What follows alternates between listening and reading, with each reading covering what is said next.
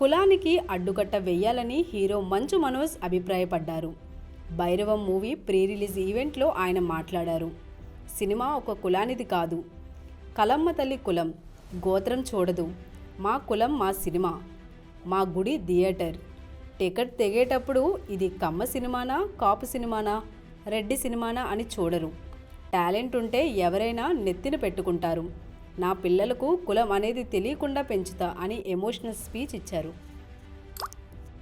ఈ మధ్యకాలంలో నా పిల్లలకి ఏదైతే ఇవ్వకూడదు అనుకుంటున్నానో, మా జనరేషన్తోనే చనిపోవాలనుకుంటున్నానో అవి మనం అంతం చేయాలి. ఆ టాపిక్ క్లుప్తంగా చెప్పేస్తాను.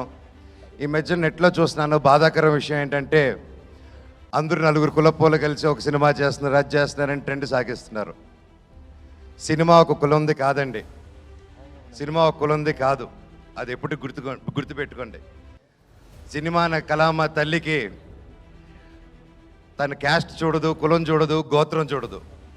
మా కులం సినిమా, మా గుడి సినిమా థియేటర్ అండి.